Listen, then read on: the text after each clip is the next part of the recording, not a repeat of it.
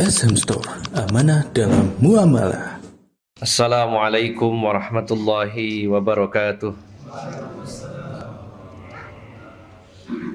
Innal hamdalillahi nahmaduhu wa nasta'inuhu wa nastaghfiruh wa na'udzu billahi min syururi anfusina wa min sayyiati a'malina.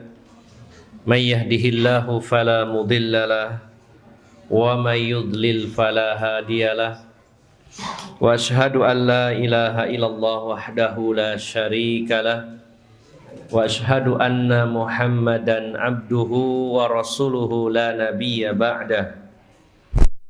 Allahumma salli wa sallim wa barik ala nabiyyina Muhammadin wa ala alihi wa sahbihi ajma'in. Ya ayyuhalladzina amanu taqullaha haqqa tuqatih wa la tamutunna illa wa antum muslimun. Ya ayyuhan nasu taqu rabbakumul ladzi khalaqakum min nafsin wahidah wa khalaqa minha zawjaha wa bassa minhuma rijalan katsiran wa nisaa'a wattaqullaha alladzi tasaaluna bihi wal arham innallaha kana 'alaikum raqiba. Ya ayyuhalladzina amanu taqullaha wa qulu qawlan sadida yuslih lakum a'malakum wa yaghfir lakum dhunubakum wa may yuti'illaha wa rasulahu faqad faza fawzan 'azima. Amma ba'd, fa inna asdaqal hadithi kitabullah wa khairal hadyi hadyu Muhammadin sallallahu alaihi wasallam wa syarrul umuri muhdatsatuha fa inna kulla muhdatsatin bid'ah wa kulla bid'atin dhalalah wa kulla dhalalatin finnar.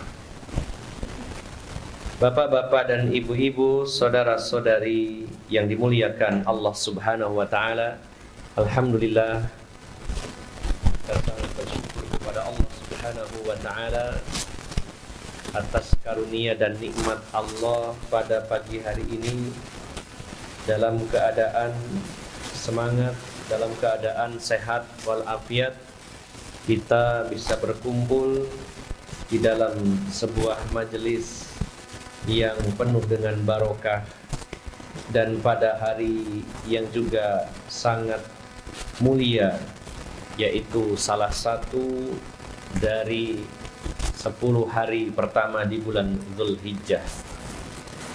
Walaupun sebagian dari saudara kita hari ini ada yang berhari raya, dan kita mungkin juga sebagian atau mungkin semuanya berhari raya insya Allah besok.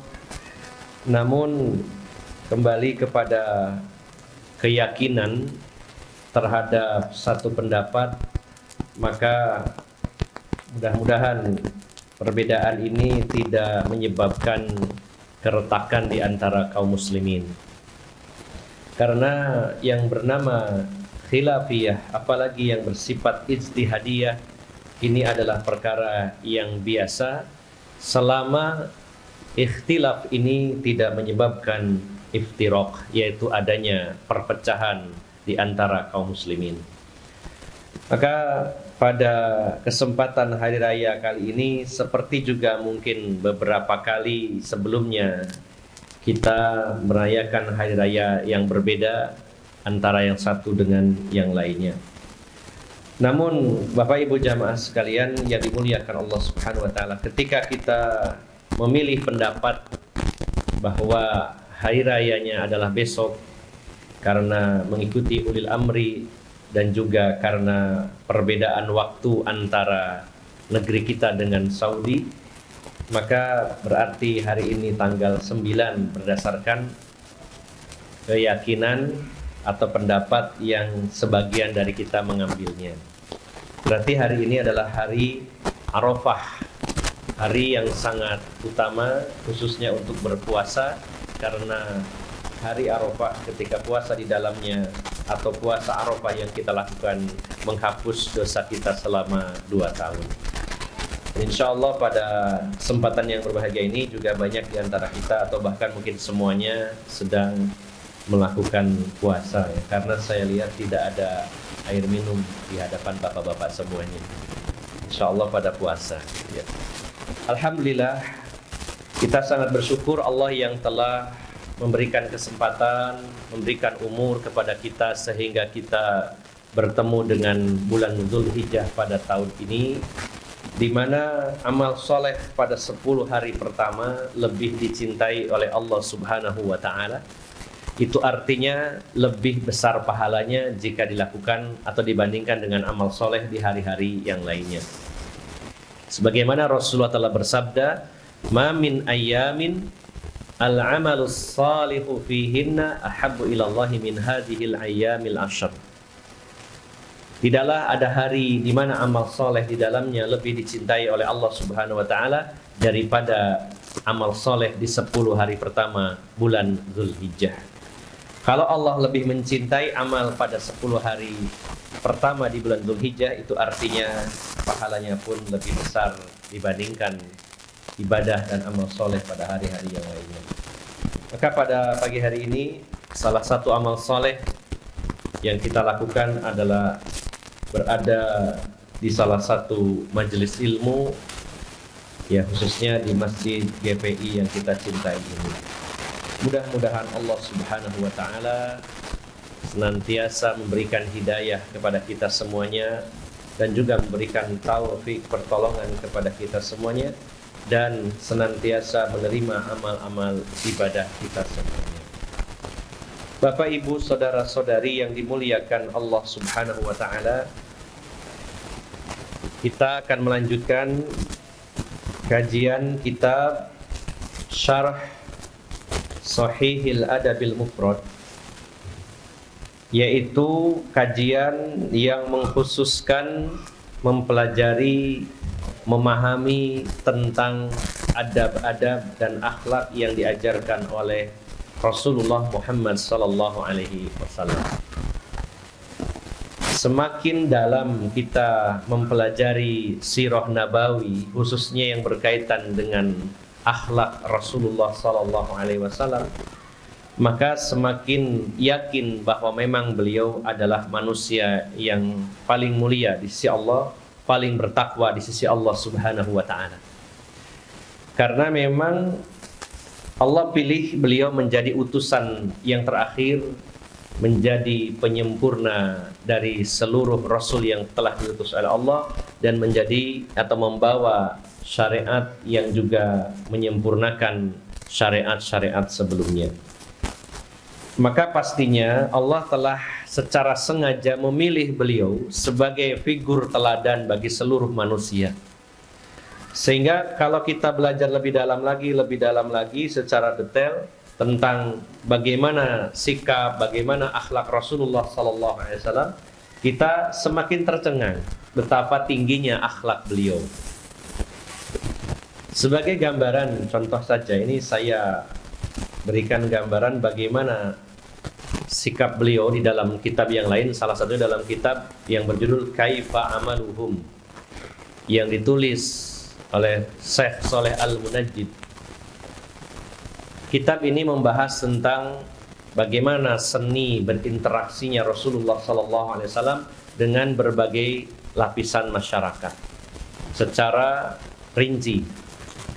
Termasuk salah satunya adalah bagaimana akhlak, adab dan sikap Rasulullah sallallahu alaihi wasallam kepada para istri beliau.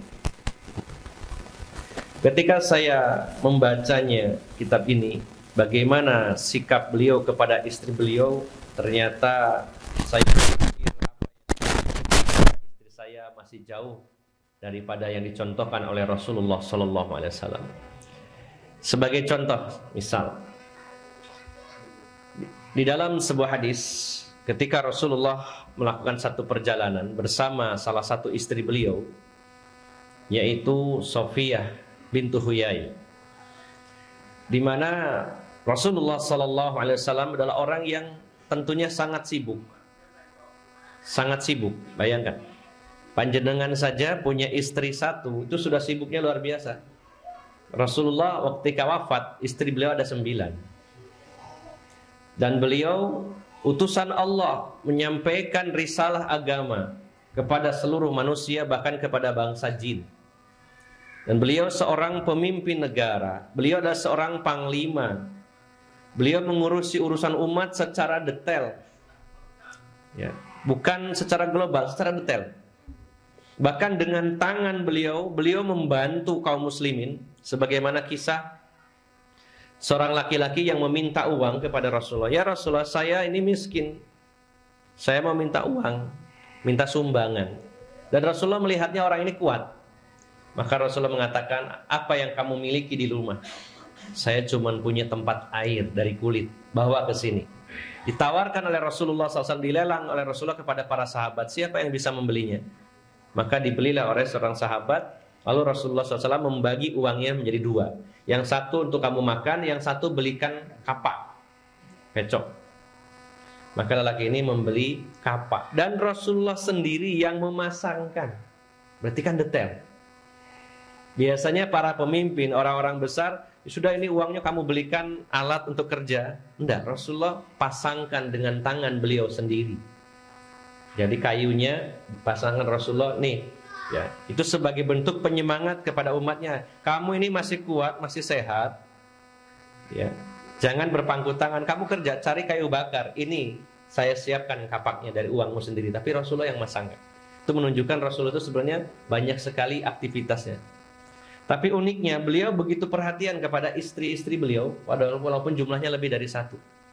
Sampai dalam kisah itu, Sofia bintu Huyai itu menaiki unta, kemudian dituntun oleh seseorang, ya pegawai seperti itu, bersama rombongan.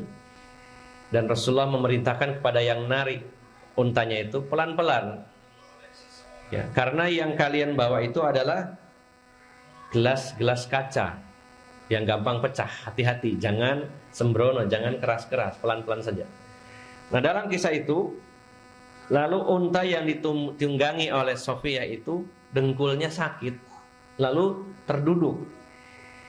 Mungkin kalau sekarang seorang wanita, istri kita lah, naik motor metik, kemudian mogok tengah jalan. Nah, suaminya sedang sibuk, ditelepon, Mas, iki mogok ya, apa namanya, perempuan bingung, nangis. Sofia saat itu nangis, namanya wanita, ini gimana untanya gak mau jalan, ini sakit, gimana saya bingung. Biasanya wanita begitu, ya. Ini sudah karakter wanita. Bukannya mencari solusi, tapi bingung dengan motornya mogok. Ini gimana motornya mogok? Karena bingungnya suami saya lagi sibuk, diteleponlah suaminya. Itu karena tidak ada telepon, tapi dinyuruh orang, tolong panggilkan suami saya, Rasulullah SAW. Maka dalam keadaan menangis karena bingung, Rasulullah menyempatkan mendatangi Sofia, salah satu istri beliau. Dan apa yang dilakukan Rasulullah SAW? Beliau langsung mendekat dan mengusap air mata Sofia dengan tangan beliau sendiri. Pernah panjenengan lakukan? Istri nangis, padahal masalahnya masalah kecil, cuma mogok. Terus diusap air matanya Sofia dengan tangannya Rasulullah SAW.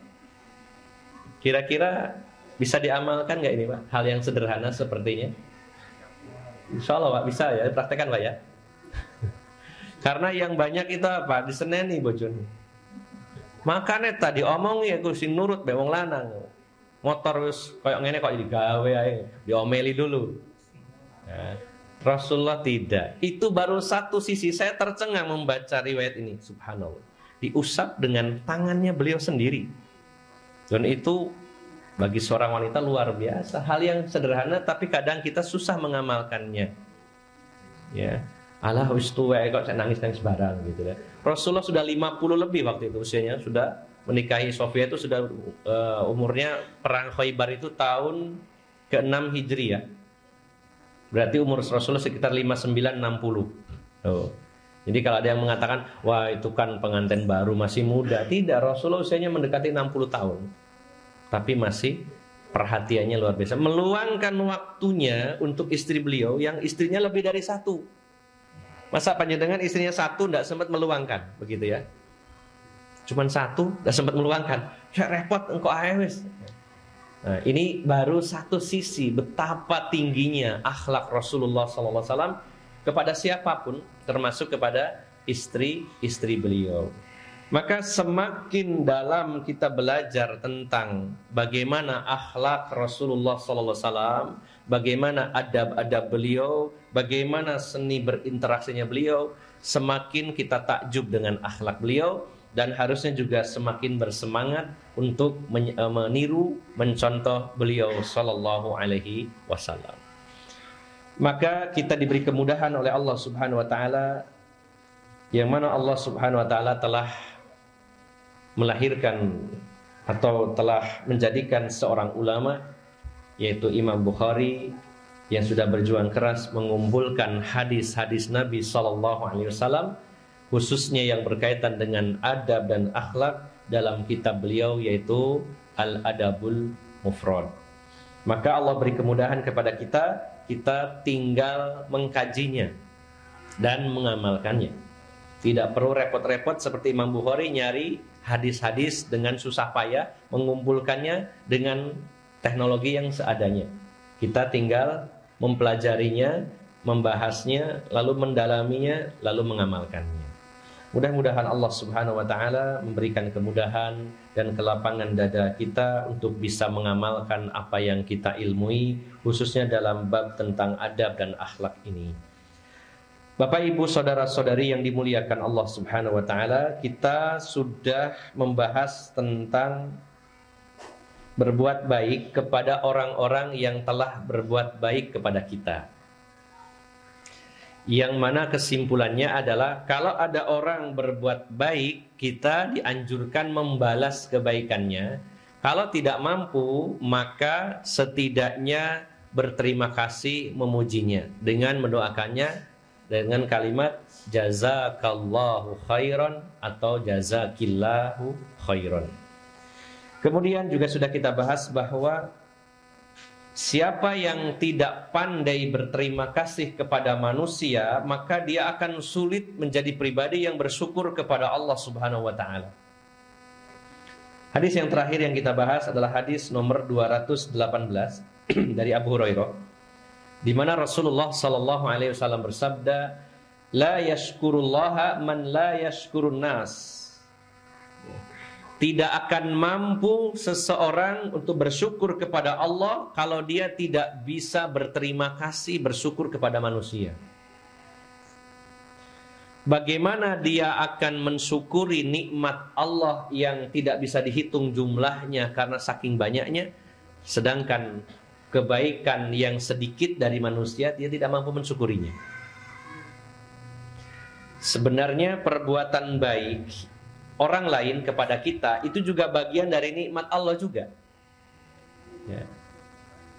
Kalau Allah tidak menggerakkan hati seseorang untuk berbuat baik kepada kita, kita tidak mendapatkan kebaikannya.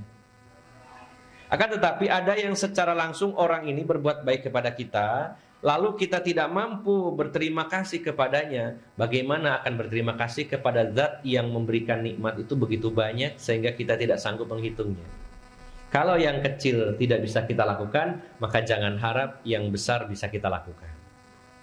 Oleh karena itu, dalam kehidupan sehari-hari pun, kita ketika merasa berat melakukan sesuatu yang besar, maka lakukanlah yang kecil-kecil. Atau sesuatu yang besar kita pecah menjadi bagian yang lebih sederhana dan lebih kecil. Bagaimana seseorang akan melakukan yang besar kalau yang kecil saja tidak sanggup? Maka sebaliknya ketika ada perkara yang besar yang mungkin kita belum sanggup, maka pecahlah menjadi pecahan yang kecil-kecil dan kita bisa meraihnya. Bapak Ibu jamaah sekalian yang dimuliakan Allah Subhanahu wa Ta'ala, maka hendaknya kita pandai-pandai berterima kasih, memuji manusia atas kebaikan mereka. Jadi sangat ringan Pak lisannya, sikap kita itu kepada orang ketika berbuat baik itu sedikit, walaupun sedikit perbuatan baiknya, jazakallahu khairan, biasakan. Nah, orang cuma ngambilkan sesuatu yang ringan, tapi dia sudah berniat berbuat baik dan melakukan kebaikan, kita biasakan menghargai perbuatan orang lain kepada kita, walaupun itu sangat sederhana, walaupun mungkin sepertinya remeh, tapi bukan bantuannya, tapi di sisi lain sebenarnya itu perkara besar. Berarti dia punya perhatian, kepada kita. Kadang-kadang kita mau ngambil motor, kemudian terlalu sempit, ada saudara kita geserkan motornya orang lain. Monggo Pak, itu kan kebaikan. Biasakan kita itu bersyukur kepada mereka. Jazakallahu khairan, semoga Allah membalas kebaikan jenengan dengan wajah yang ceria, berterima kasih walaupun sepertinya sederhana. Banyak sebenarnya kebaikan-kebaikan dari orang lain itu yang kecil-kecil. Nah itu kita biasakan berterima kasih, mendoakannya, maka kita akan menjadi pribadi yang bersyukur kepada Allah Subhanahu wa ta'ala. Ini hadis yang terakhir yang kita bahas pada pertemuan di bulan yang lalu. Kita lanjutkan masuk hadis nomor 219.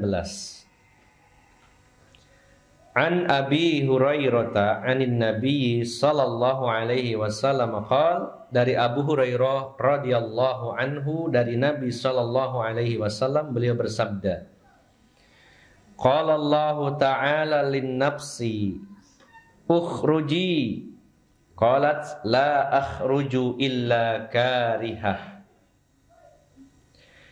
Allah Subhanahu wa ta'ala berfirman kepada jiwa, kepada ruh maksudnya ya, kepada nyawa atau ruh, ukhruji, keluarlah.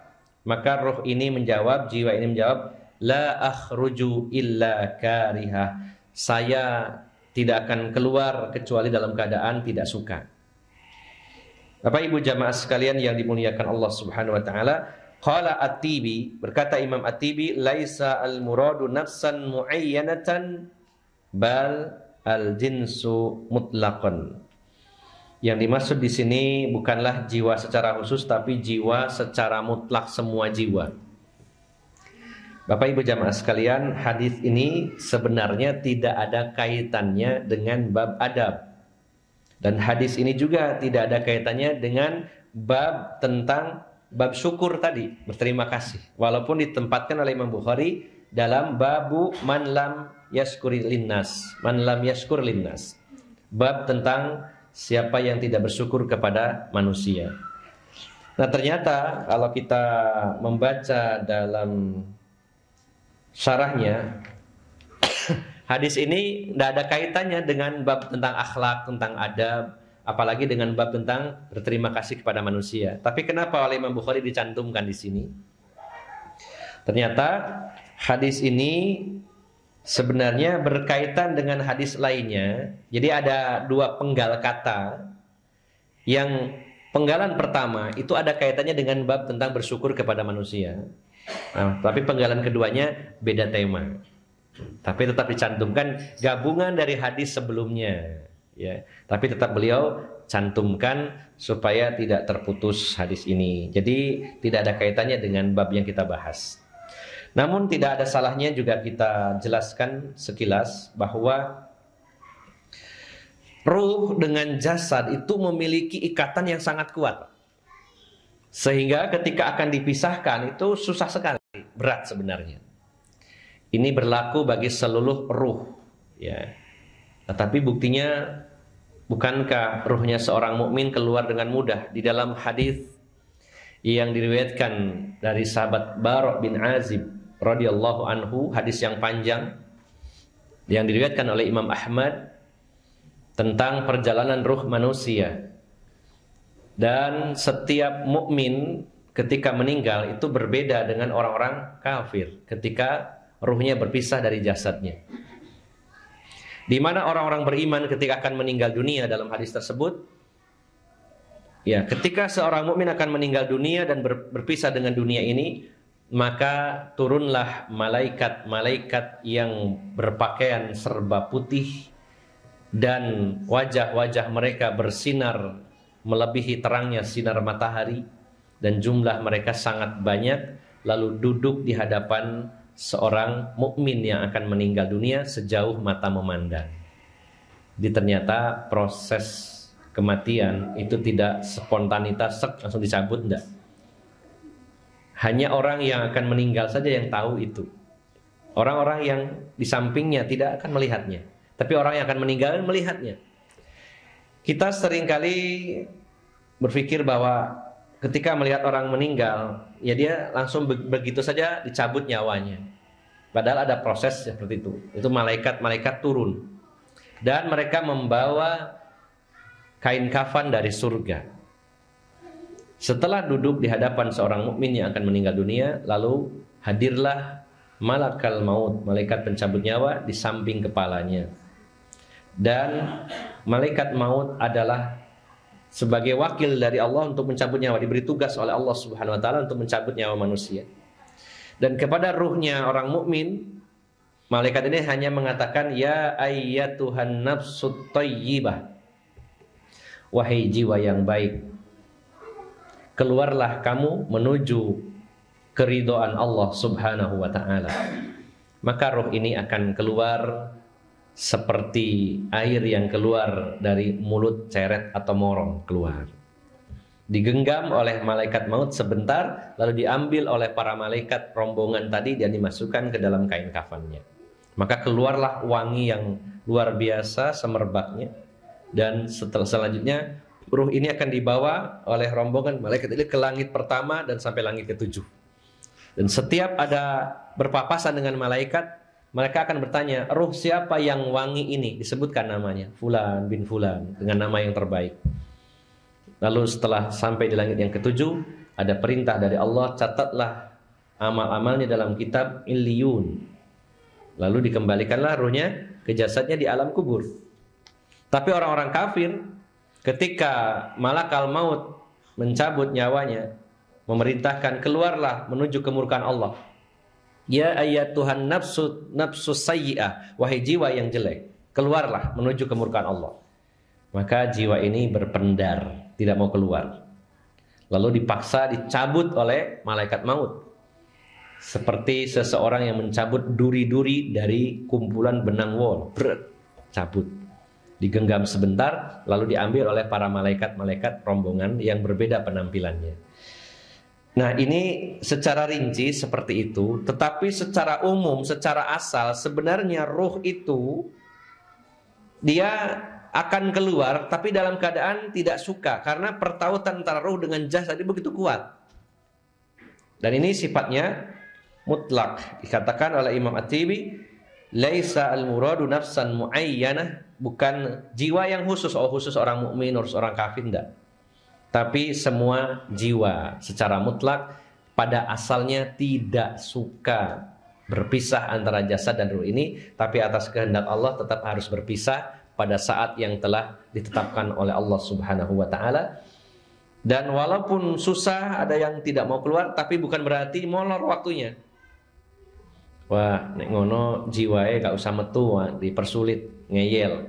Terus waktunya jadi molor, tidak. Tetap tidak akan dimajukan walaupun sedetik dan dimundurkan walaupun sedetik, akan tepat pada waktunya.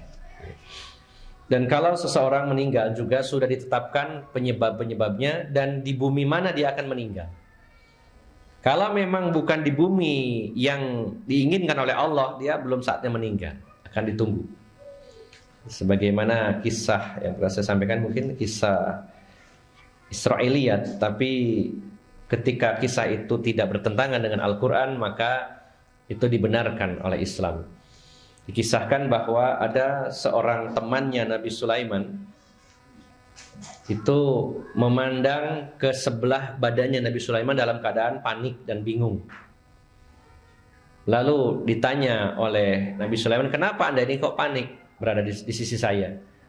Saya melihat ada seseorang yang matanya melotot terus ke saya di sebelah Anda, wahai Nabi Sulaiman.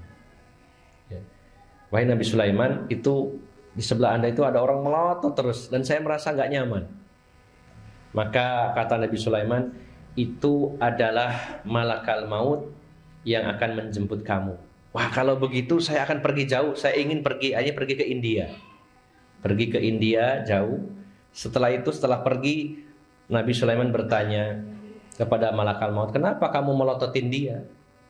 Ya, karena dia sebentar lagi akan meninggal dunia. Tapi kenapa dia gak pergi-pergi? Harusnya dia meninggal di India, bukan di sini. Makanya saya pelototin biar dia pergi.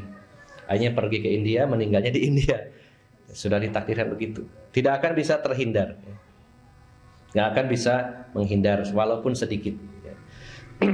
Maka Bapak Ibu jamaah sekalian, hadis ini tidak ada kaitannya dengan hadis sebelumnya atau bahkan dengan bab ini, tapi karena hadisnya sambungan dari hadis sebelumnya dalam tema yang lain, maka dicantumkan oleh Imam Bukhari.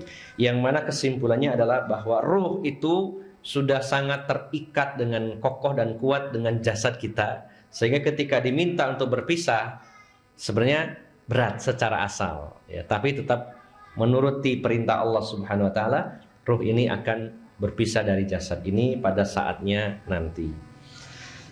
Kita lanjutkan pada bab berikutnya. Dan mohon maaf barangkali kalau ada yang dilewati, ini biasanya hadis dhaif, sehingga di syarahnya ini tidak dicantumkan, tidak dibahas sama sekali, langsung lompat. Ada kalanya lompat-lompat, 1-2 hadis dilompati langsung kepada hadis berikutnya. Tapi ini berurutan. Hadis berikutnya dalam babu ma'unatir rajuli akhahu. Bab tentang bantuan seseorang, pertolongan seseorang kepada saudaranya. Hadis nomor 220. An Abi Dzarin, dari Abu Dzar, anin Nabi sallallahu alaihi wasallam, dari Nabi sallallahu alaihi wasallam, qila, dikatakan, wa fi riwayatin anhu annahu sa'ala Rasulullah sallallahu alaihi wasallam. Dari Abu Dzar, dari Nabi sallallahu alaihi wasallam, dan pada riwayat yang lain bahwasanya Abu Dzar ini bertanya kepada Rasulullah sallallahu alaihi wasallam. Pertanyaannya adalah ayyul a'mali khairun ya Rasulullah, amal apakah yang terbaik? Wa fi riwayatil ukhra, dalam riwayat yang lain, ayyul amal afdal. Kalau yang pertama ayyul a'mali khairun, dalam riwayat lain ayyul amali afdal, amal apakah yang paling utama? Maka Rasulullah Muhammad sallallahu alaihi wasallam menjawab, imanun billah. Amal yang paling baik, perbuatan yang paling baik adalah beriman kepada Allah Subhanahu wa taala, wa jihadun fi sabilih, dan jihad di jalan Allah Subhanahu wa taala. Kita potong perpenggal supaya jelas. Bapak Ibu jamaah sekalian yang dimuliakan Allah Subhanahu wa taala, di sini dijelaskan bahwa fihi fadlul imani billah wa taqdimuhu ala sairil a'mal li'annahu la yuqbalu ayyu amalin illa bihi. Di sini ada penjelasan tentang keutamaan iman kepada Allah, karena Rasulullah mendahulukan. Jadi sebenarnya apa yang disampaikan Rasulullah di depan lebih dahulu itu menunjukkan lebih utama dari yang setelahnya. Karena pertanyaannya amal apa yang terbaik, maka disebutkan secara ranking urutannya oleh Rasulullah sallallahu alaihi wasallam. Yang paling tinggi adalah beriman kepada Allah Subhanahu wa taala. Karena tidaklah diterima amal apapun tanpa iman. Sehingga iman ditempatkan pada urutan yang pertama. Bukankah amal soleh Allah gandengkan dengan iman? Karena amal soleh tanpa iman sia-sia, tidak akan diterima oleh Allah Subhanahu wa taala. Allah menyatakan wal asri innal insana lafi khusrin illal ladzina amanu wa amilus solihat wa tawassaw bil haqqi wa tawassaw bis sabr. Maka Allah gandengkan amal soleh dengan iman, karena amal soleh berapapun banyaknya tanpa iman tidak bisa, tidak diterima oleh Allah Subhanahu wa taala. Walaupun orang-orang yang berbuat baik begitu banyak kebaikannya, mungkin banyak membantu, memberi, tapi karena tidak beriman kepada Allah, maka bagaikan debu yang diterbangkan oleh angin, hilang begitu saja. Langsung dilihat tidak terdaftar, ya. Jadi walaupun amalnya baik tidak terdaftar, belum bersyahadat, ya. Tidak dapat rekomendasi karena tidak beriman kepada Allah Subhanahu wa taala. Maka Rasulullah tempatkan iman pada urutan yang tertinggi. Kemudian urutan berikutnya, dan ini bahkan hampir selevel, yaitu wajihadun fi sabilih, jihad di jalan Allah Subhanahu wa taala. Wa fihi fadlul jihad fi sabilillah azza wa jalla wa atafahu 'alal imani billahi mimma yadullun ala ahammiyatu dzalik. Dan dalam hadis itu ada penjelasan tentang keutamaan jihad di jalan Allah, sehingga Rasulullah merangkai, mengurutkan, menggabungkan antara iman dan jihad fisabilillah. Itu menunjukkan bahwa jihad itu adalah amal yang sangat tinggi nilainya dan sangat penting kedudukannya dalam Islam. Bahkan dalam hadis yang lain Rasulullah mengatakan dirwatu sanamil Islam adalah al-jihadu fisabilillah. Bapak Ibu jamaah sekalian yang dimuliakan Allah Subhanahu wa taala, dan ketika mendengar kata jihad, maka kita tidak boleh menyempitkan maknanya, kecuali dalam ayat atau hadis yang secara teks memang yang dimaksud jihad itu al-qital. Ada kalanya Al-Quran dan hadis menyebut kata jihad itu bermakna al-qital, yaitu perang. Tapi secara umum tidak harus perang dengan senjata. Apapun bentuk perjuangan membela agama Allah di jalan Allah Subhanahu wa taala termasuk jihad. Sehingga Ahlus Sunnah wal Jamaah dalam memandang jihad itu tidak menyempitkannya, dan juga perlu menyempitkan pada kasus-kasus tertentu kalau memang ayat yang dimaksud adalah tentang perang. Tapi kalau kembali ke asal, jihad artinya secara bahasa bersungguh-sungguh dan artinya berjuang di jalan Allah Subhanahu wa taala. Bahkan Imam Ibnul Qayyim sampai membaginya menjadi 13 pintu jihad. Ada 13 pintu jihad. Dan pintu jihad yang pertama adalah ngaji. Ya, beliau mengatakan jihad terbagi menjadi 4 kelompok, dan 4 ini juga ada rinciannya. Yang pertama jihadun nafsi, jihad melawan diri kita sendiri, hawa nafsu kita. Yang kedua jihadus syaiton, jihad melawan syaiton. Kemudian yang ketiga jihadul kufar, jihad melawan orang-orang kafir. Dan yang keempat jihadul zulm, jihad melawan kezaliman, wal munkarat, kezaliman, kemungkaran dan kebid'ahan. Jadi ada 4. Jihad melawan diri kita, syaiton, kemudian orang kafir, dan juga kezaliman, kemungkaran. Jihad melawan diri kita terbagi menjadi 4, yaitu yang pertama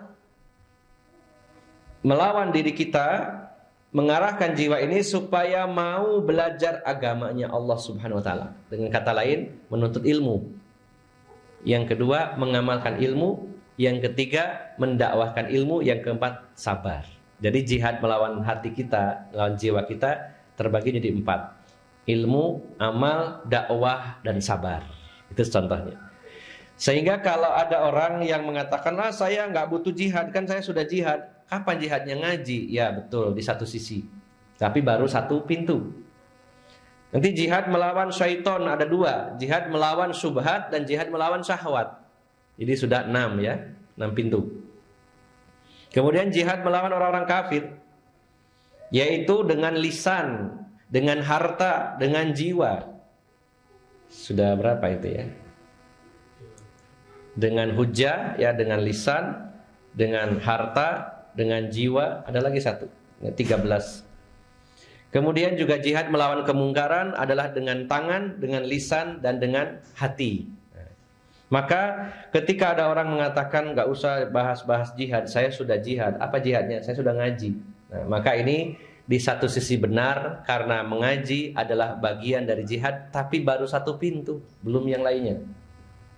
Sudahkah mengamalkan? Kalau sudah mengamalkan, sudahkah mendakwahkan? Sudahkah bersabar? Sudahkah perang melawan syaitan, melawan subhat dan syahwatnya? Melawan orang-orang kafir dengan lisan, dengan hati, dengan jiwa, dengan harta. Memberantas kemungkaran masih terbuka lebar. Sehingga kalau ada orang mengatakan bahwa jihad itu hanya perang, itu juga terlalu menyempitkan ya.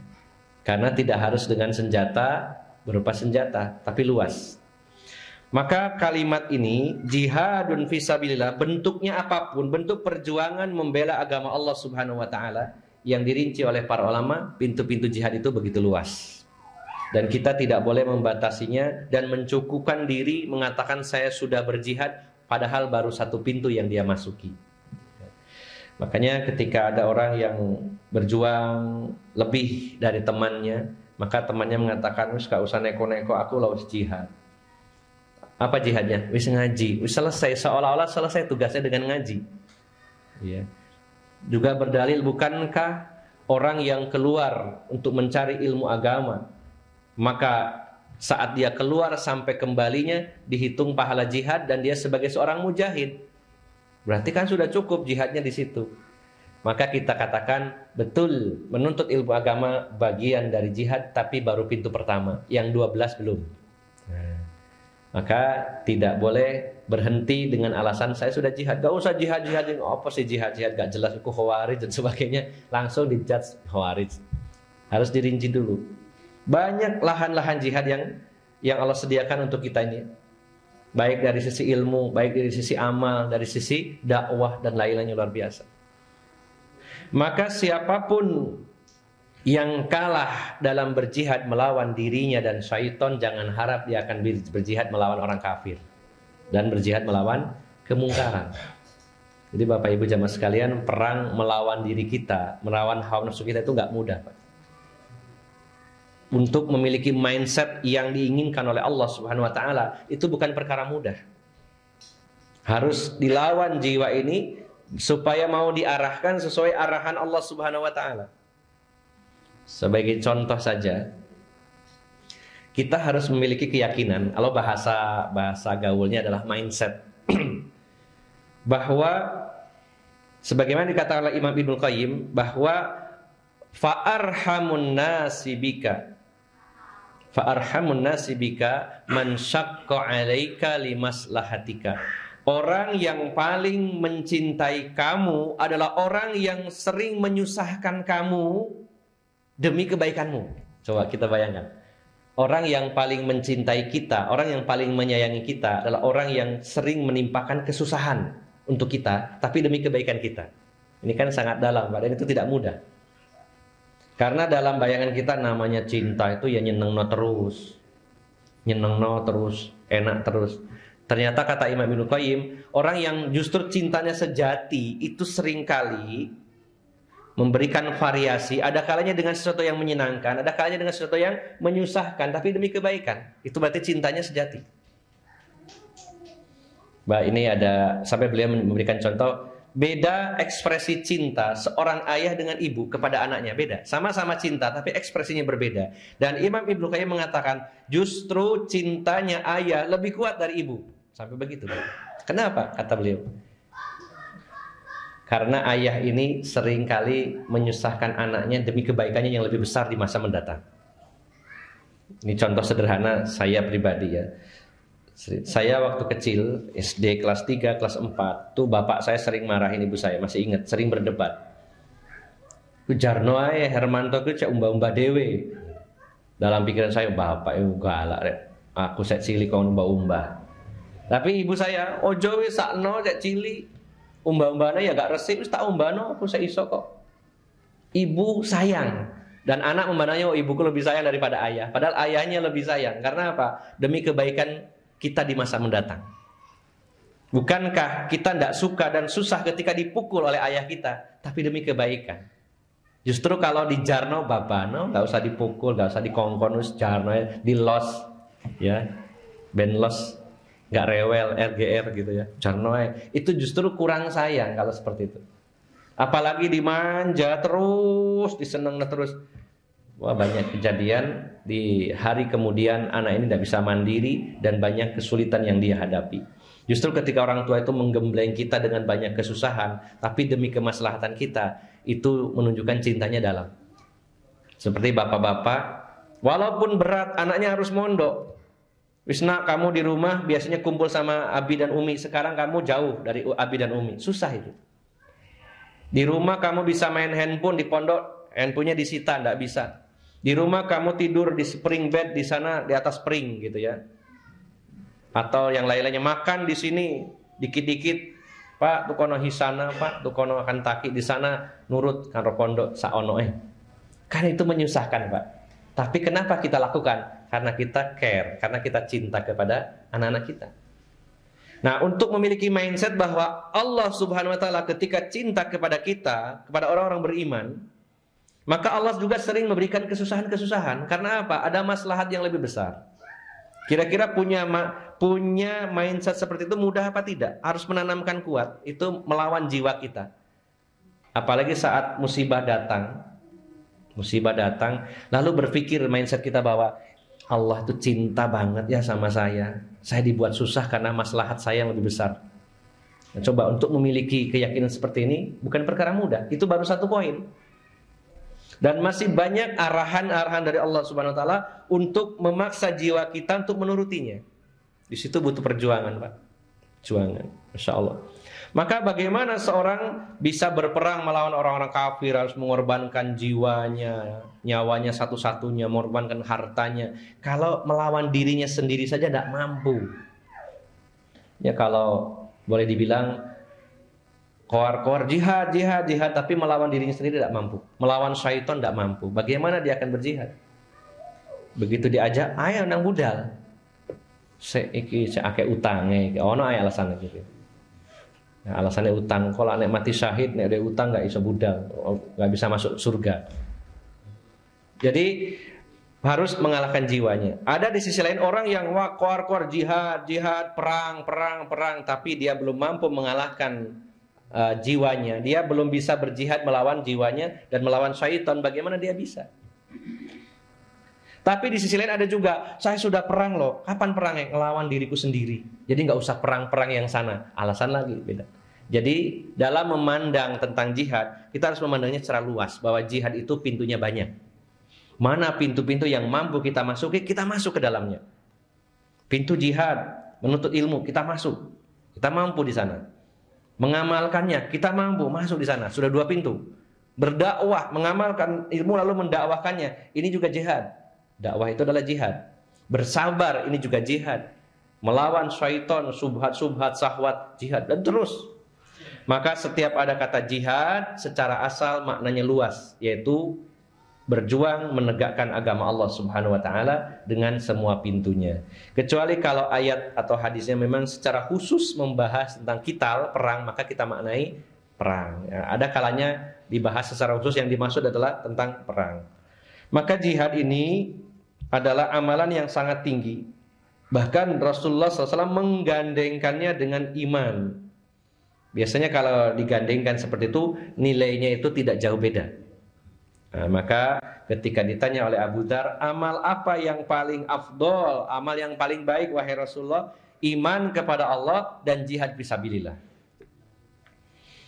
Kemudian kila wa fi riwayatin ukhra wa fil ukhra, dikatakan pada riwayat yang lain, qala fa ayyur riqabi afdal, manakah membebaskan budak yang paling utama?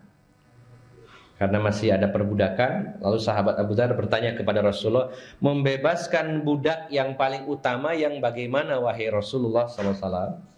Beliau menjawab, aghlaha samanan, yang paling mahal harganya. Wa anfasuha inda ahliha, dan yang paling bernilai di sisi tuannya. Jadi dengan kata lain, ini bisa dikiaskan dalam masalah yang lain. Kalau ditanya tentang kebaikan atau tentang sodakoh, katakanlah, sodakoh mana yang paling besar pahalanya, yang paling baik? Ya sodakoh yang nilai nominalnya lebih besar. Itu secara umum. Kalau ada 2 orang dengan level atau status ekonomi yang sama, ya, misalkan nih, yang si A ini kerjanya di perusahaan swasta, di pabrik, si B juga di pabrik, gajinya UMK, satu wilayah, sama. Ya, lemburannya sama, jabatannya sama, cuma beda perusahaan. Dan dua-duanya nggak punya ceperan, ya sama gitu ya. Karena bisa jadi kerja di pabrik tapi jualan online hasilnya 3 kali lipat dari hasil pabriknya. Ya, anggap saja sama. Gajinya sama, UMK, nggak ada lemburan, nggak ada jabatannya sama, nggak ada kerjaan sampingan, sama persis. Yang satu sodako pada saat itu dia sodako 1 juta, yang satunya 100.000. Ya tentu pahalanya lebih besar ya yang 1 juta. Maka ketika ditanya Rasulullah, memerdekakan budak yang mana yang paling afdol? Ya yang paling mahal budak itu, karena harga budak juga berbeda-beda. Seketika ada perbudakan ya. Budak yang punya tenaga besar ya, ototnya kuat dan akas ya lebih mahal daripada budak yang tenaganya besar ya, berotot tapi males ya, misalkan gitu ya. Harganya sudah beda. Nah, maka yang paling besar pahalanya adalah yang paling mahal di antara pilihan-pilihan itu. Kecuali kalau statusnya berbeda, kemampuannya berbeda, maka yang dinilai oleh Allah adalah tingkat kesulitannya. Misalkan nih, si A dia kerjanya sebagai karyawan biasa, office boy. Misalkan gajinya 3 juta. Kemudian temannya dia seorang manajer, gajinya 30 juta, 10 kali lipat. Yang satunya 3 juta, yang satunya 30 juta. Kemudian masing-masing sodako dan dua-duanya ikhlas. Yang manajer sodakonya 100.000, yang office boy 100.000. Kira-kira pahalanya lebih besar yang mana? Yang office boy ya, karena apa? Tingkat kesulitannya bagi dia lebih besar. Uang 100.000 dengan dari uang 3 juta itu kan nominalnya cukup besar dibandingkan yang uangnya 30 juta hanya mengeluarkan 100.000. Ya. Memang dari sisi manfaat, wah kalau nominalnya besar, manfaatnya juga lebih besar, begitu. Tapi di sisi Allah nilainya belum tentu. Ya. Misalkan nih masjid sedang bangun, ada yang nyumbang 100.000 sama 100 juta, secara manfaat lebih besar mana, Pak?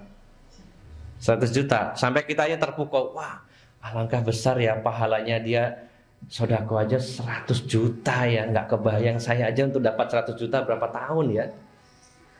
Nah, kita terpukau ya, alhamdulillah, karena dari sisi manfaat tentu lebih besar uang 100 juta dengan 100.000.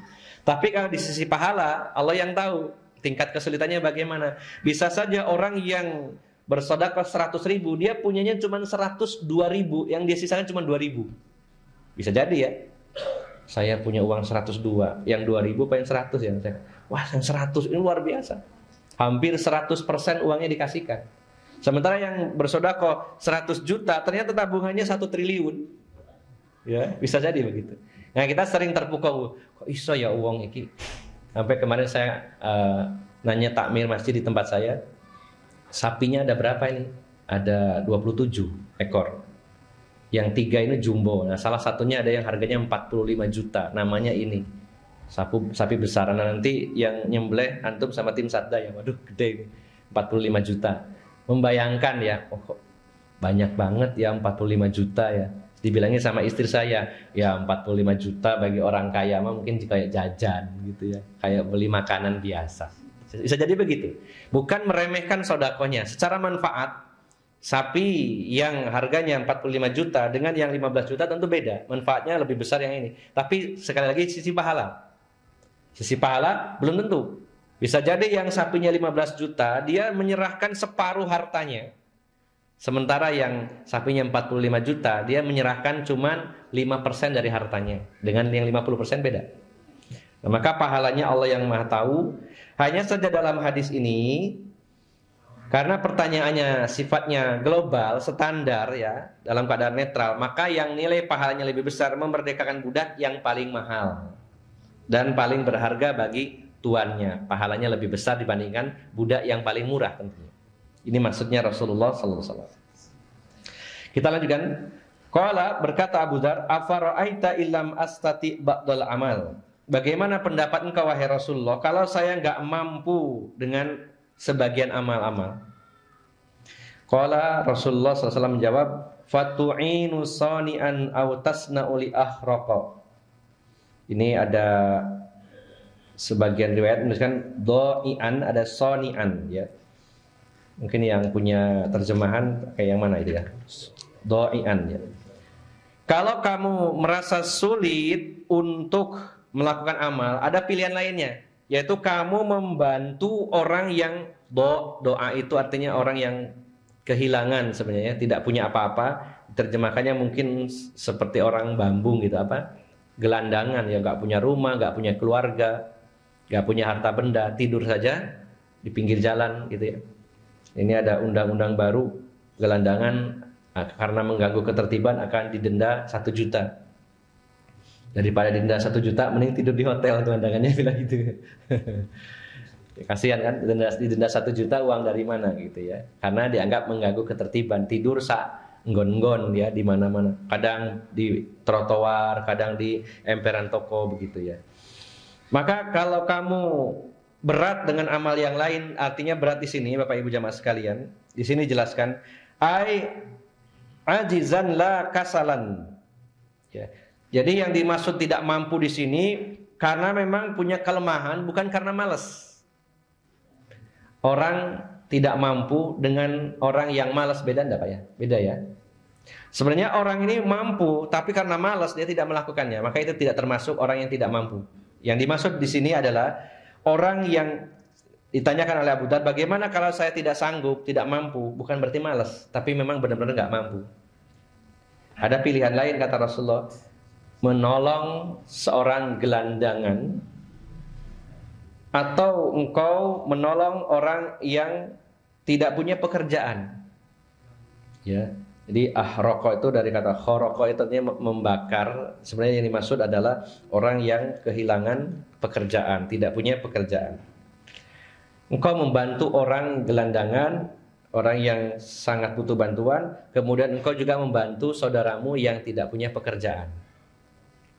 Banyak Pak yang nganggur itu, nyari pekerjaan, maka menolongnya adalah sebuah kebaikan yang dijelaskan Rasulullah Sallallahu Alaihi Wasallam.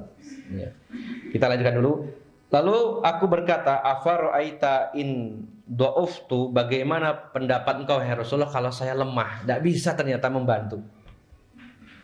Ada teman nyari kerjaan, saya juga nggak bisa membantunya. Ya, saya juga bukan pengusaha. Kalau saya pengusaha bisa saya pekerjakan, tapi saya juga sama-sama karyawannya. Gimana? Kalau kita bukan pengusaha yang sebenarnya kita punya wewenang untuk mengangkat siapapun sebagai pegawai, mungkin kita pegawai punya link. Oh, ini di tempat saya ada lowongan, dibantu temannya. Ya. Jadi bantuan itu tidak harus selalu sesuatu yang kita miliki, tetapi kita bisa menjembatani seseorang dengan orang lain, ya, seseorang yang butuh dengan seseorang yang punya. Kita menjadi jembatannya.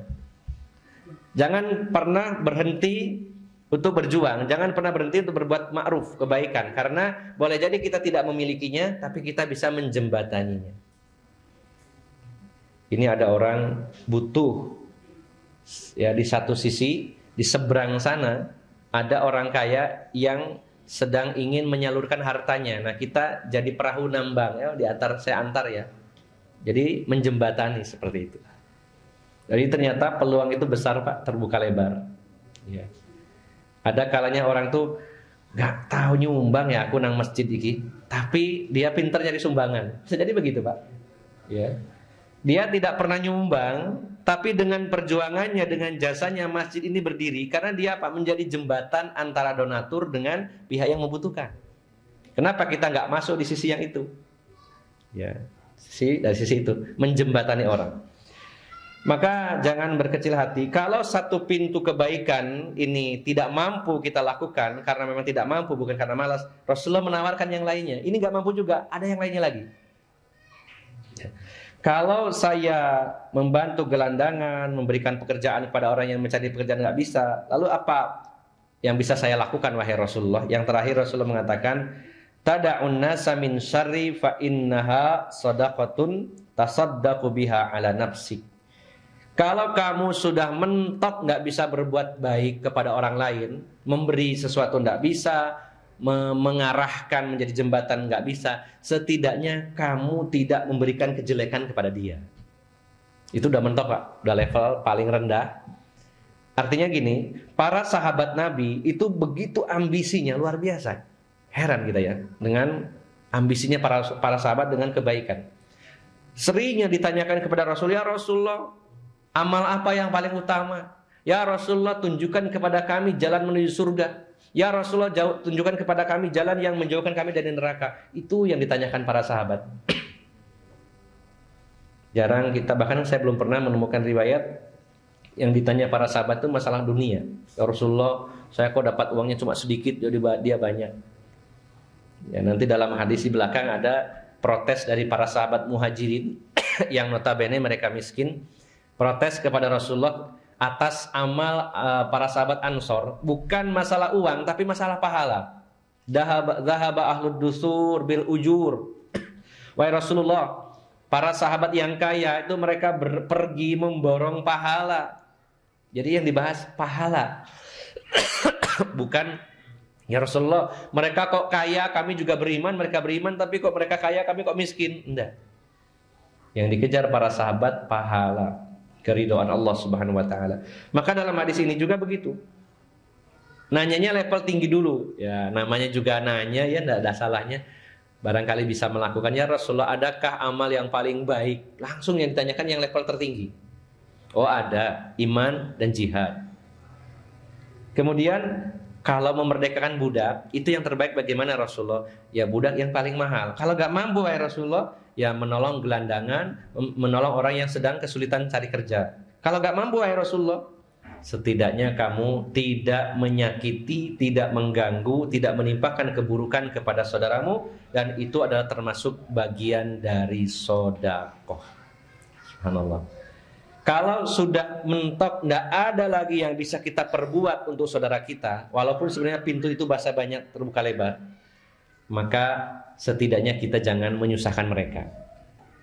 Wis nggak bantu, nyusahkan orang lain lagi. Jangan sampai seperti itu. Betapa banyak proyek-proyek besar untuk membantu, memberikan maslahat kepada kaum muslimin, pelaku-pelakunya nggak pernah punya duit. Ya, banyak Pak seperti itu. Manfaatnya begitu besar untuk umat ini, ya. Tapi yang aktif orang ini tidak pernah punya duit, tapi nyatanya bisa dia membantu saudaranya dengan apa yang dia miliki. Subhanallah ya. Sampai kadang saya itu, alhamdulillah ya, Allah Subhanahu Wa Taala memberikan hidayah, menggerakkan hati saudara-saudara kita. Sampai ada japrik saya, Ustaz, boleh nggak saya buatkan logo buat antum, cuma logo, karena kemampuan saya bikin logo. Dibuatkan logo ARH, Abu Rozan Hermanto, ya sudah apa-apa. Jadi kalau saya bikin artikel atau bikin quotes gitu, saya kasih tempel logonya kecil, insya Allah dapat pahala gitu Pak. Hanya bisanya Ustaz, saya bisa desain logo, Ustaz, saya menaruhkan diri, Ustaz mau nggak saya buatkan logo? Monggo, subhanallah. Banyak Pak peluang untuk berbuat baik itu. Nggak harus, wah saya ini nggak punya uang, nggak bisa berbuat apa-apa. Masih banyak. Ya. Kadang-kadang, Ustaz, saya buatkan poster kajian ya, saya yang bikin. Punya kemampuan di bidang itu. Apa saja untuk dakwah ini, untuk kebaikan ini, tidak harus selalu duit, tidak harus selalu harta benda, masih banyak. Panjenengan punya ilmu, ya apapun itu untuk kebaikan manusia, misalkan tentang dunia, tidak masalah ilmu. Saya ini pinter bikin bakso, jenengan tak ajarin ya, barangkali sampean mau jadi tukang bakso, tidak masalah. Kalau temannya berkenan. Ya, tidak harus berupa, karena kalau kursus ke Trisetar itu mahal Pak, berapa ratus ribu satu kali kursus. Tahun 2010 saya ikut kursus bikin mie ayam itu 300 ribu, cuman berapa jam. Nah kalau ngasih ke temannya gratis kan itu juga kebaikan, nilainya juga berapa ratus ribu gitu. Banyak. Jadi kita harus kreatif Pak untuk mencari kebaikan-kebaikan bagi manusia. Jangan berdiam diri. Sebagaimana para sahabat ambisi terus mencari pahala. Tawarkan teman kita yang kelihatannya susah, sampai ketannya susah, jadi sopo aku gak susah kok. Jangan disimpulkan susah dulu, barangkali butuh bantuan. Nah, maka Bapak Ibu jamaah sekalian, bab ini dan bab-bab selanjutnya kita akan fokus bagaimana menjadi pribadi yang banyak membantu saudara-saudaranya. Di sanalah peluang pahala yang begitu lebar dibukakan oleh Allah Subhanahu wa taala. Karena kebaikan itu ternyata tidak selalu hanya berupa pemberian harta atau uang, tapi banyak yang bisa kita pilih.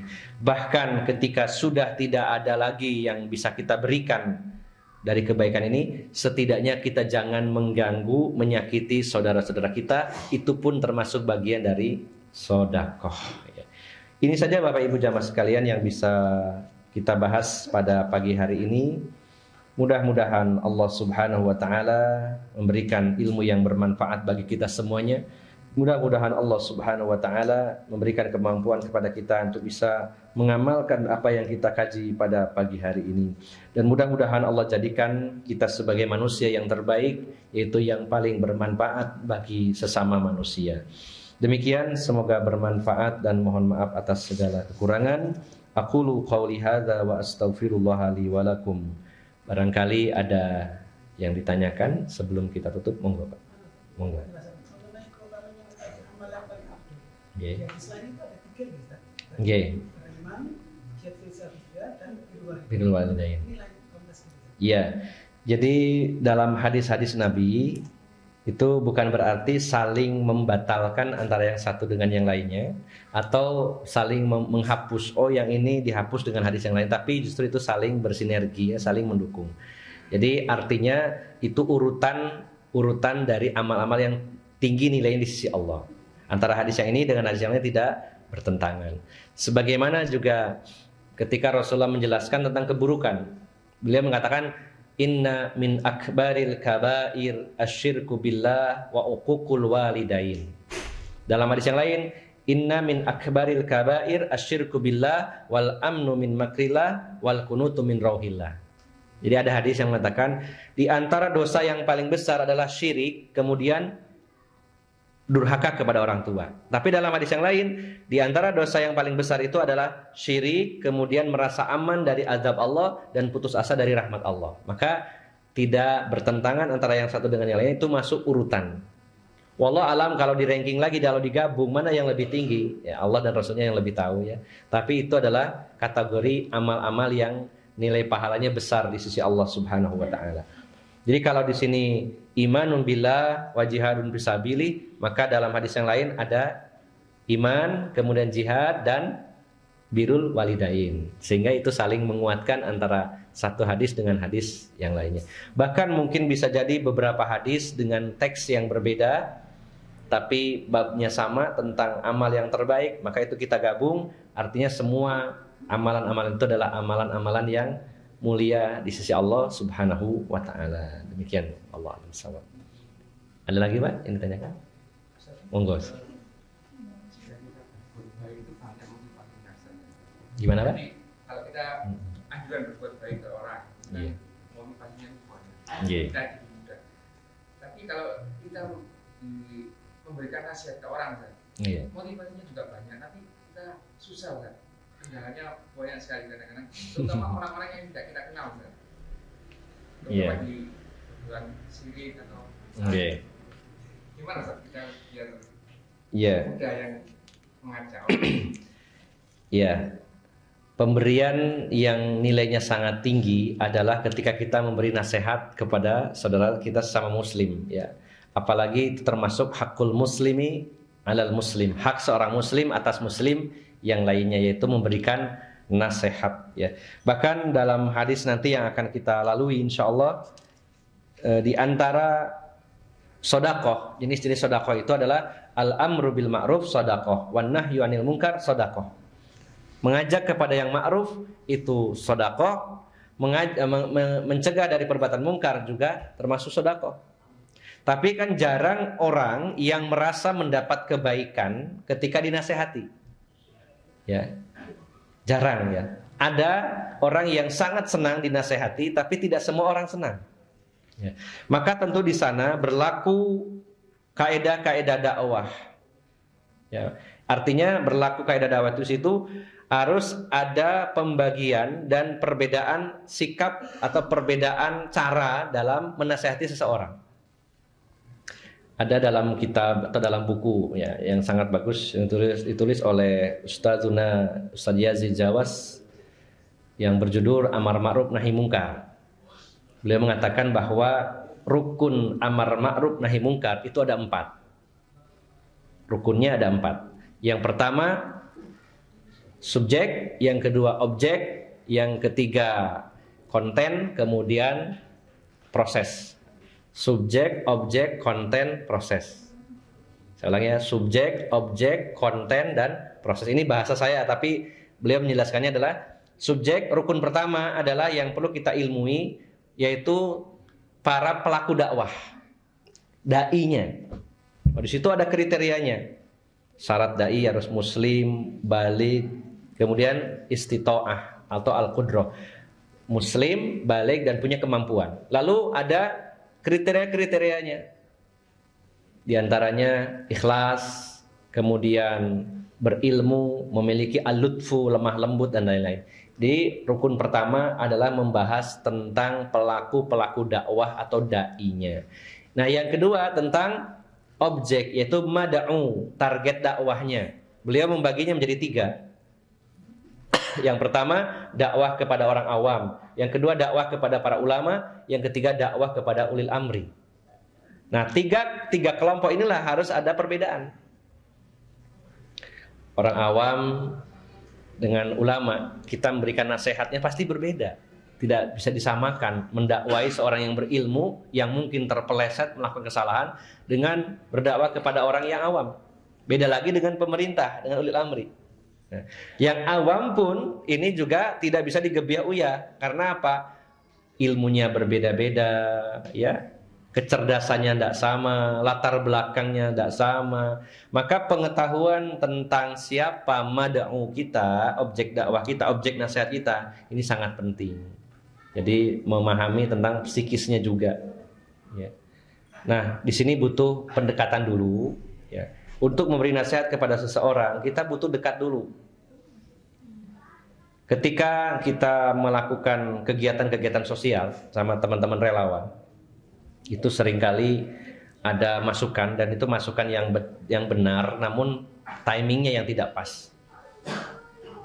Pernah ada banjir di daerahnya Mas Anton ini ya, sampai Mas Anton ngelangi.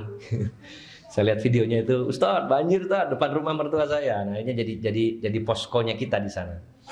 Banjir yang cukup parah dan lama gitu.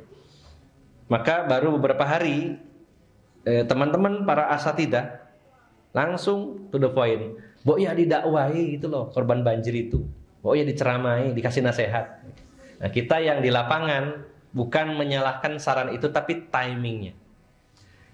Yang pertama kita lakukan, kita mengenal dulu ini wilayah mana, bagaimana pemahamannya, bagaimana fanatismenya dan sebagainya.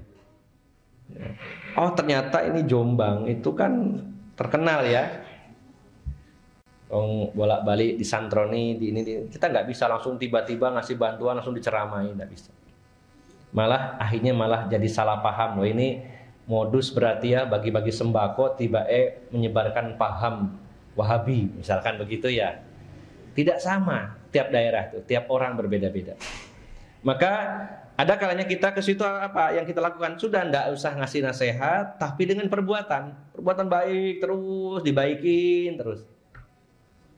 Ya, dibaikin terus sampai orang itu berpikir, oh ternyata orang berjenggot cingkrang itu baik-baik ya. Itu sudah poin bagi kita. Padahal nasihat belum masuk. Tapi apa keuntungannya? Oh, berarti pandangan mereka tentang kita yang katanya suka haus darah dan sebagainya, oh udah berubah. Nah, dan orang itu ketika dibaikin, walaupun diprovokasi orang lain, tuh loh, hati-hati dengan dari sopo, hati-hati, ngomongnya apik, timbang sampean ngomong tok nggak ngewangi, itu ngomongnya apik. Seperti itu Pak, butuh waktu, butuh proses. Nah, ada kalanya justru di satu wilayah, saya sama teman-teman relawan pernah ke Lombok, padahal secara pemahaman di sana juga tidak selalu sejalan dengan kita. Begitu datang, habis nyupir 28 jam, capek, datang jam 3 malam, Ustadz nanti subuh langsung ceramah ya, diminta sama tokoh masyarakatnya. Orang-orang sini senang dengan ceramah gini-gini. Wah, kan beda sama yang tadi dengan tempatnya Mas Anton, beda lagi. Nggak ada bisa dipukul rata. Jadi makanya kita dalam ngasih nasihat, secara hukum nasihat itu sangat bernilai, bahkan nilainya bisa jadi jauh lebih berharga dari uang. Bagaimana tidak dengan nasihat orang terselamatkan dari api neraka, ini kan besar.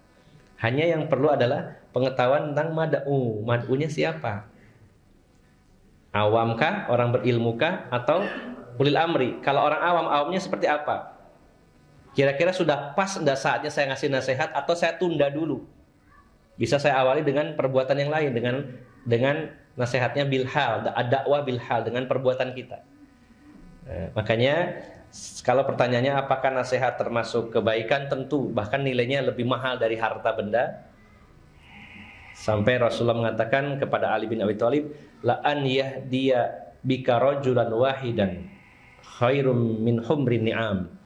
Engkau memberikan seseorang yang mendapat hidayah dari Allah dengan sebab kamu, mungkin karena nasihat kita, dengan arahan dari kita, lalu orang itu mendapat hidayah, maka pahalanya lebih baik dari unta-unta merah. Tentu dakwah atau nasihat itu adalah kebaikan. Nah, yang perlu adalah kita pahami tadi rukunnya. Yang pertama, sebagai dai, sudahkah kita memiliki kriteria? Yang kedua, mad'unya siapa? Yang ketiga, sudahkah kita mengetahui tentang kontennya? Ma'ruf itu apa? Munkar itu apa? Baru yang keempat, kaedah-kaedah dakwahnya, strategi dakwahnya, proses dakwahnya, teknik dakwahnya. Ini yang perlu kita kuasai. Jadi kesimpulannya, nasihat adalah bagian dari sedekah, bahkan pahalanya lebih besar dari harta benda. Namun tentu butuh pendalaman dalam masalah ini, sehingga tidak menjadikan orang justru semakin jauh dari jalannya Allah, semakin lari dari jalannya Allah, tapi harus semakin mendekat. Di sini butuh adanya pengetahuan dan juga pengalaman yang dalam tentang psikologi massa, tentang masyarakat, supaya tidak salah paham. Ya. Kalaupun tetap salah paham, sudah kita pelajari, maka kita sudah berikhtiar. Mungkin bisa jadi tipe orang yang memang batarul haq, menolak kebenaran. Asal jangan main jebret-jebret gitu ya, langsung nasihati. Ya. Perlu dilihat dulu. Baru kenal, baru sebentar udah didakwai. Mas, gak boleh mas. Tergantung orangnya. Dulu saya sebelum ngaji, ketemu teman yang sudah ngaji, itu to the point, baru detik-detik pertama. Namanya juga belum paham dulu, saya masih SMP. Karena suka bela diri, sering mandi di sungai gitu, sering latihan. Ada teman sudah ngaji, langsung kenalan, nama saya ini, namamu siapa, kamu kok pakai celana pendek, langsung gitu. Kan tidak semua orang seperti itu, tapi untungnya alhamdulillah, oh iya ya, menerima. Tapi kan nggak semua orang seperti itu, maka butuh waktu dulu. Jadi intinya tidak bisa digebiah-uyah, setiap orang pasti senang dengan nasihat. Mungkin ada orang yang butuh waktu untuk bisa menerima nasihat kita, butuh proses. Disitulah yang harus kita lakukan. Namun poinnya, nasihat adalah termasuk sedekah dan amal baik bagi saudara kita. Ya, demikian, Allah a'lam bishawab. Ada lagi Pak? Barangkali sekalian ngabuburit nunggu maghrib. Ya, cukup ya, mungkin ya, insya Allah tidak ada lagi. Alhamdulillah. Mari kita akhiri dengan doa kafaratul majelis. Bila ada kebaikannya, semoga Allah tambahkan, dan bila ada kesalahannya, semoga Allah ampuni dan maafkan. Aqulu qawli hadza wa astaghfirullah li wa lakum wa akhiru da'wana anil hamdulillahi rabbil alamin. Subhanakallahumma wa bihamdika asyhadu an la ilaha illa anta astaghfiruka wa atubu ilaik. Wassalamu alaikum warahmatullahi wabarakatuh.